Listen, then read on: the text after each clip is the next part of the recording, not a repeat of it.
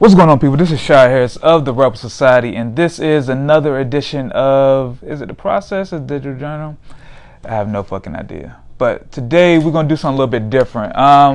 Right now, or a couple weeks ago, I introduced you guys to my man Ray Perry. He's a up-and-coming digital media consultant. And so we're just going to have a quick conversation about a little bit of everything. It's a Q&A that both of us are going to have. I'm going to get to ask him some questions. He's going to ask me some questions, and we're just going to go back and forth and lead to a pretty interesting conversation. So we'll see how this goes. So, Ray, for people that don't know you, once again, let people know what you're about and what you do.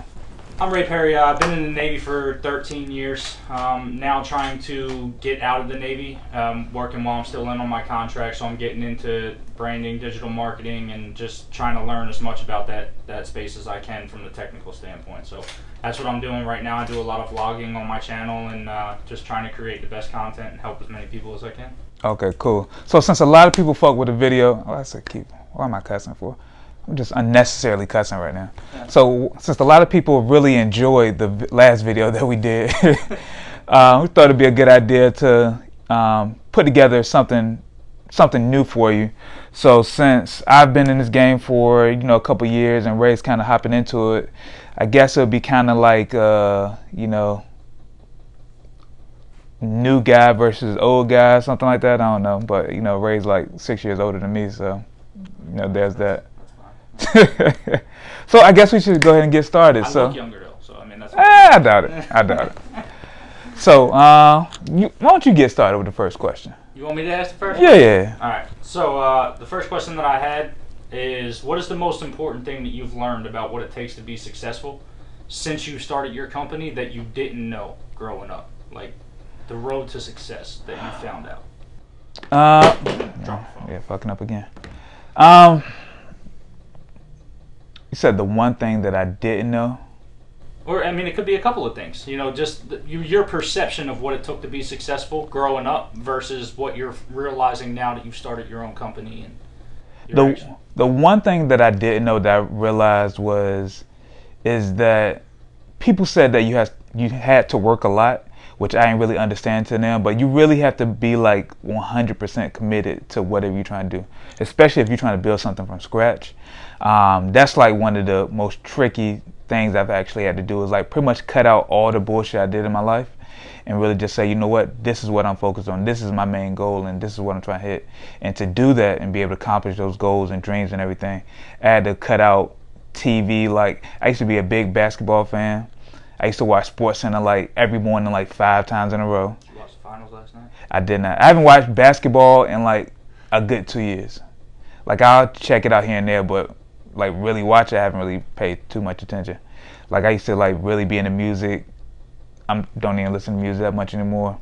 I don't really go out as much, so it's really just working and family time. And I throw in one day out the week or every other week where I get to hang out with my friends. But that's probably one thing that I didn't know, is that to really be successful and to really get to where you need to go at, you really just have to cut out all the distractions, all the stuff that doesn't equate to a positive mentality and all that stuff. So what do you feel like is your superpower when it comes to business? Like, what is the one trait or characteristic about you that makes you stand out amongst everybody else? High emotional intelligence that's intertwined with the uncanny ability to read people in situations. You know what I mean? And understand that in different situations you have to adapt different ways. You can't approach every situation the same.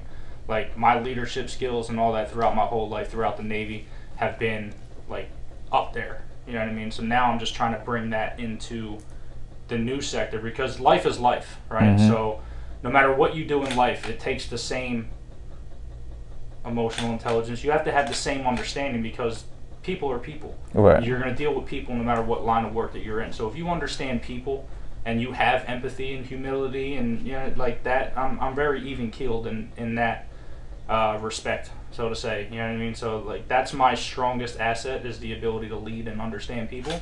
Okay. So now I'm just trying to bring that away from the military, which is not my style is not very military friendly. Right. You know, so now I'm trying to put that into some good use to where like it'll actually be helpful to be able to help people without restrictions. You know what I mean? Gotcha. Okay. All right. Uh-oh. You're next. All right. So how much do you think that documenting your journey, you know, what we're doing right now, and the content you create can inspire the youth who look like you? You know, there's a lot of you do a lot of content for your community, right? You know, right. And that's one thing that is very noticeable in all of your content is you do a lot of content for your own community, which is absolutely fantastic. Right. So how do you think the content that you create is helping the youth in your community kind of aspire to achieve their dreams? First, to kind of take it back a little bit, I really just started documenting my journey, like I can say full time, but more consistently this year. Like I tried to do it, you know, years ago, but I was never really comfortable with it, or it just looked horrible, and I like would stop after three videos or whatever. So just to talk about documenting my journey, I feel like that has allowed me to show people exactly what I do, what my skill set is, what my knowledge base is, and really just show people that I'm just not a videographer or photographer or whatever, but I use those talents to bring revenue to your business and all that stuff. As far as doing it for my community, with that being said, or concerning that is, a lot of the people, I looked at the industry overall. I looked at Gary Vee. I looked at some of the other guys. I don't know their names because I don't really watch them or anything. But once I saw them, and I saw that most of them spoke from a place of, or most of them were just, you know, white guys for the most part. That nobody really spoke to my community, my demographic, that knew exactly like the lingo or know about the current trends or anything like that. They know about business stuff, which is, all of those guys are very knowledgeable in what they do, but they don't know how to kind of translate that over to the urban culture or what have you, or the new trends that are popping up in music or fashion or whatever. And that's something that I see because that's what I'm around and that's what I see on a day-to-day basis. So being able to show that you could come from where I come from, which I come from Portsmouth, Virginia. Actually lived in Suffolk, Virginia for a period of time as well.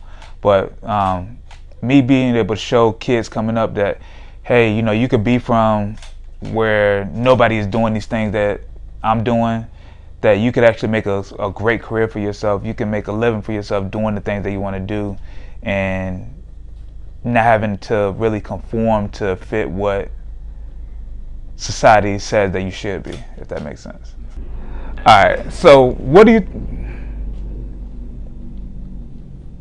the thing that scares you most about this journey that you're about to go on?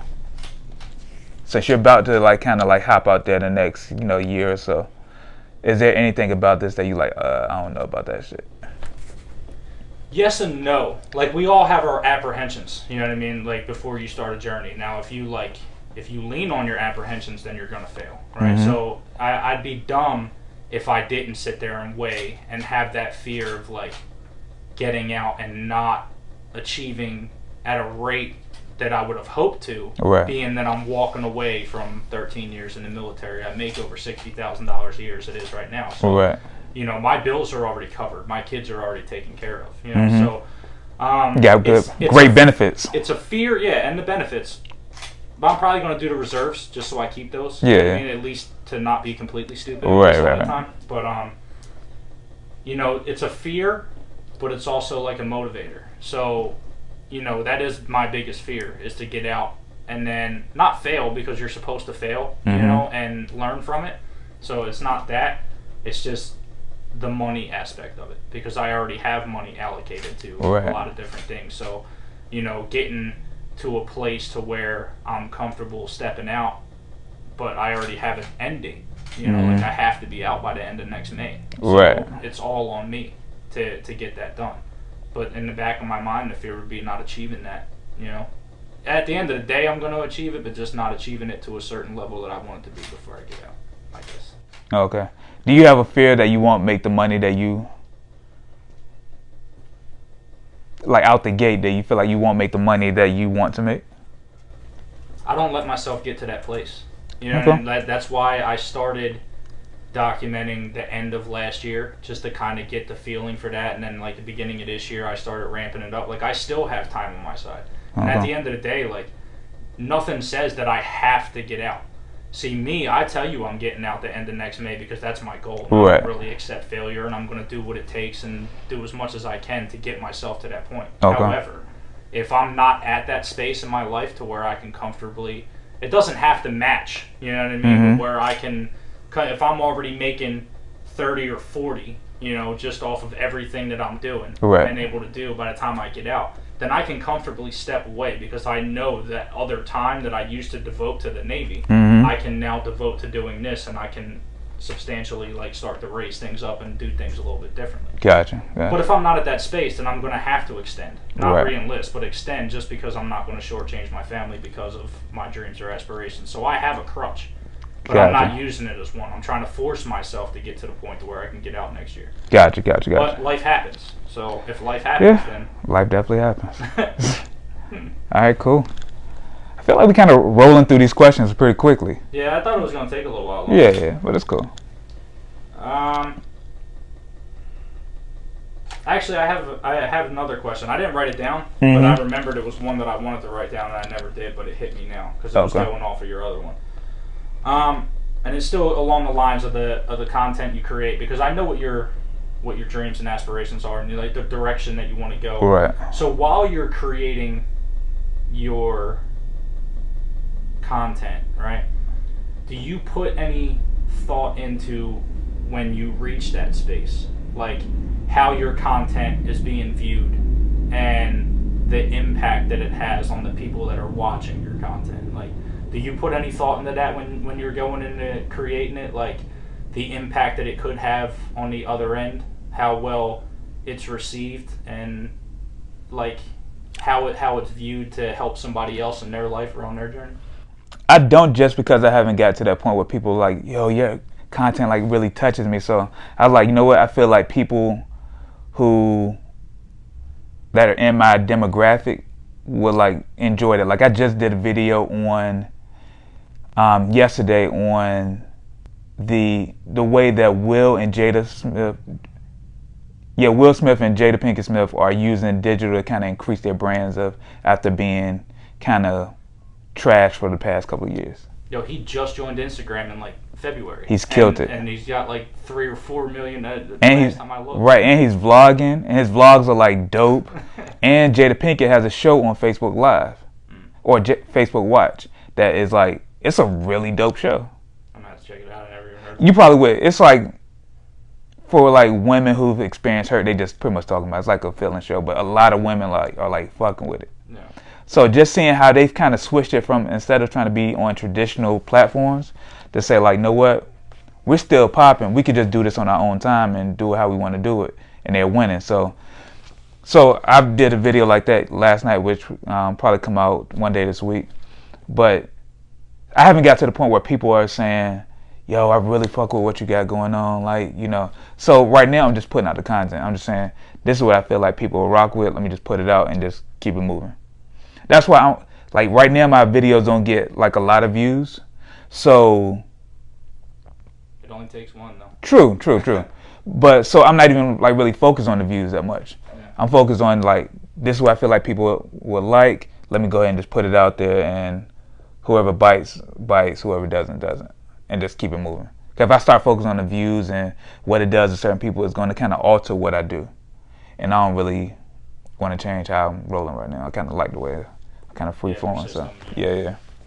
So since you're just starting out, what is like one of the major things that you've learned during this whole process so far? Patience and consistency. You know, just why you say patience?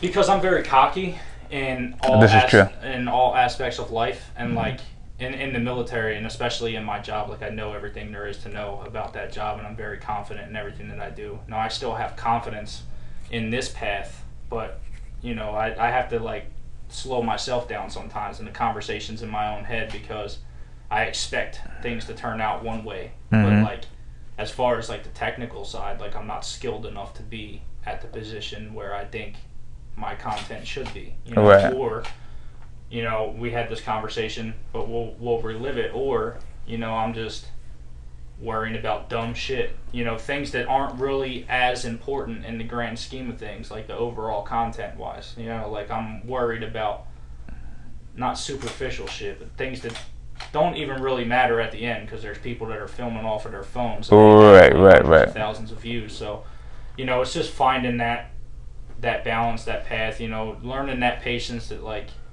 maybe you should just do it, you know, or Yeah. finding the time, you know.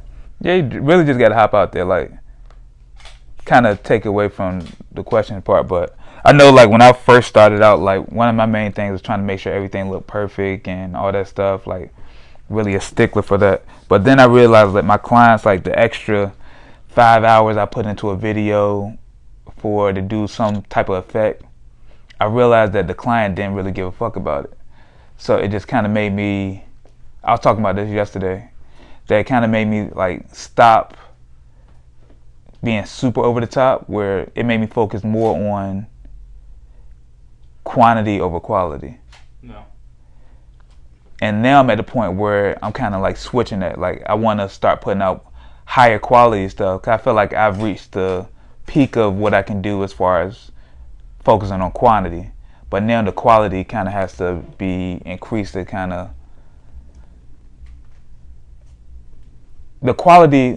increasing quality is going to take me to where I want to go at. Quantity is just going to get a name out for myself. So trying to balance those is like kind of tricky. That's something I'm kind of like trying to figure out now. So You have the skill set for it, though. yeah.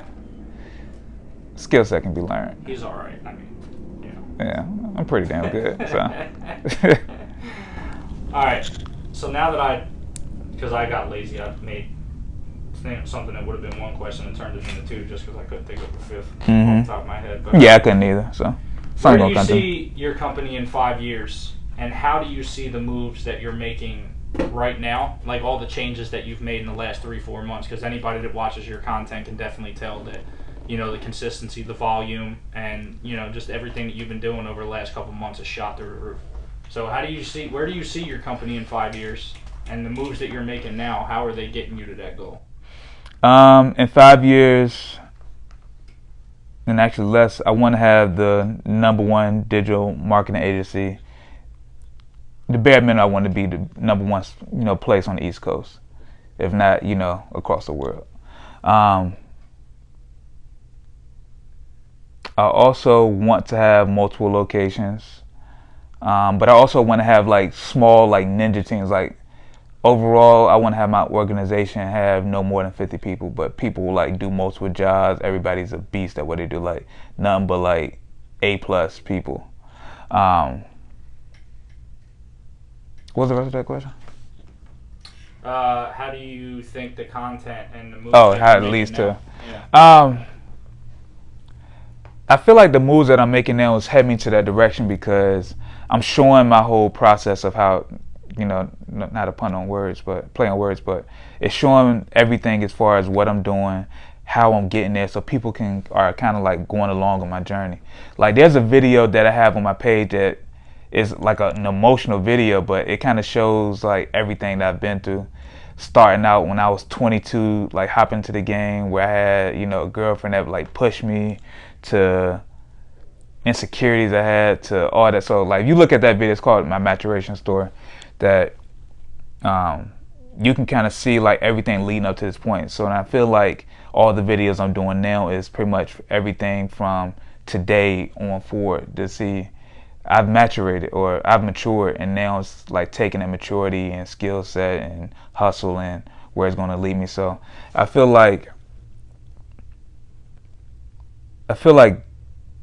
that is taking me to, because people want to see that I'm getting better skill-wise. It's going to see when I bring on new people. It's going to see when I'm able to like, take my mom on a trip that she didn't think she was going to be able to go on, or my wife, she can quit her job because of X, Y, and Z. So I feel like with doing those videos like that, people are going to rock with me personally. And then the bigger my personal brand gets, the bigger my company brand gets, and that means more revenue, scope of work is going to increase, X, Y, and Z, and it's just going to lead us to like some great things in the future. Question. This might be my last question. So only 4. Okay. Yeah, I might be able to come up with something. I wrote 5. He said 5. I wrote 5. Yeah. All right. So, what made you decide to actually enter into this industry? It started off because I've always been a motivational person. You could have been a motivational speaker, though.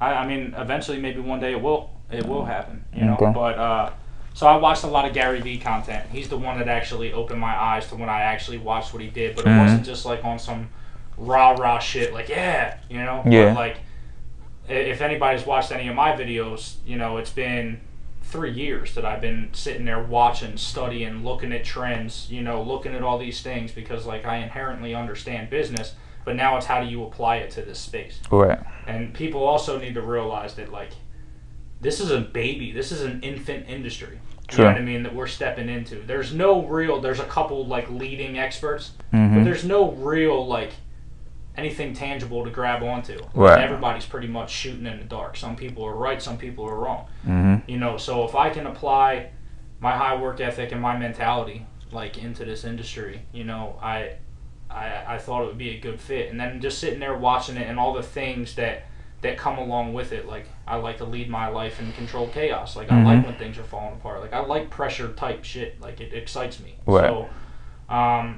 it definitely is more my speed. I can use my genuineness and actually giving a fuck about people for a good cause. Mm-hmm. I could also help other people build their lives, which is dope as hell, dude. Right. You know, and it's just a good environment for me to be into, you know. It's crazy. I could have been deeper into this if I would have, you know, my stepdad growing up my whole life, he had a videography company. Mm-hmm. Like, had I helped him out with that, but we didn't really have that relationship then. Gotcha. A lot of it due to like my immaturity and just, you know, not treating him the way, you know, when I was dumb. So we didn't really vibe on that level, but like if I would have followed him and just like, You'd have been way further along. well, I've always paid attention to him. Like everything that he did, like I have like a lot of his mannerisms. Like he raised me, Mm-hmm. like all my life. So I have a lot of him in me, but just on that front, I didn't go all in with it. You know what I mean? Gotcha. Like his son did it with him and whatnot. Mm-hmm. You know, but I didn't do it. Like, Gotcha. So if I have anything like looking back in my life, not a regret, but just sitting there looking back at it, like yeah, that'd been pretty cool. Yeah, You yeah. know what I mean? If I did that. Okay. But it didn't happen. But so I've always seen it, been around it. So now it's just time to do it. Gotcha. Okay. Question number 5. Last question because I'm all tapped out.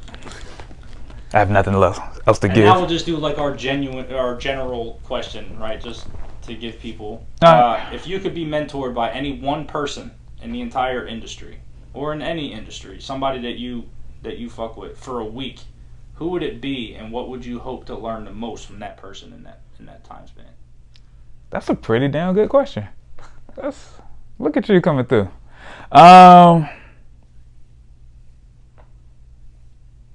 Two people.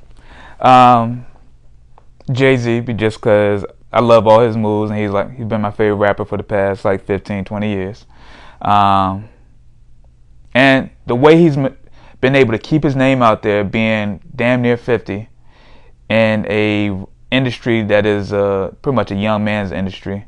So the way he's been able to keep his name out there, and the way he's been able to kind of like flip businesses, because he went from Rockefeller to Rockaware, flipped that to end up getting certain brand partnerships, to flipping that to get, you know, Rock Nation, and then he had the Nets and flipped that to get, you know, Rock Nation Sports, and he keeps pretty much going bigger and better every time. So Owner of the Nets until he had to get rid of that. Right.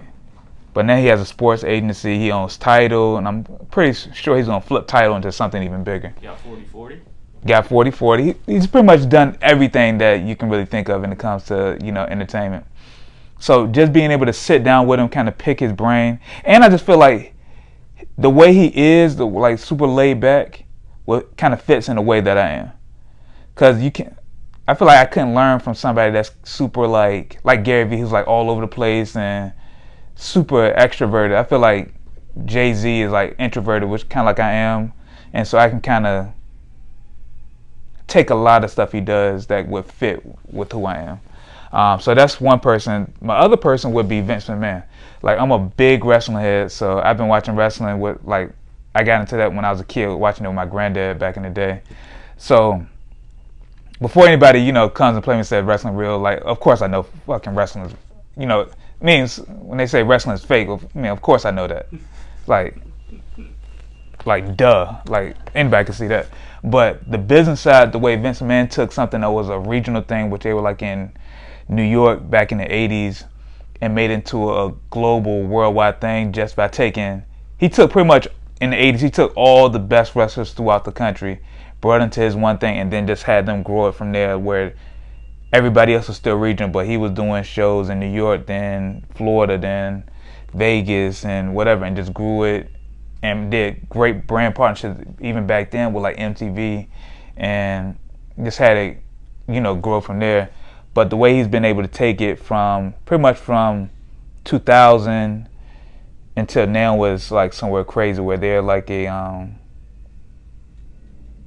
pretty much all over the place. They're worth like $1 billion. I think it's like a couple of billion. He's up there. Yeah, a couple billion. Yeah. So I would love to learn to see how he did that, how he was able to just build up characters and tell great stories to lead to, to be able to sell merchandise. And I always try to think, like, how could I take that kind of skill set as far as building up characters or building up brands just around storytelling, and allow, those brands to kind of generate more income just off of that alone. So that's something I always thought about as well. But yeah, really those two are like probably like the most influential people to me.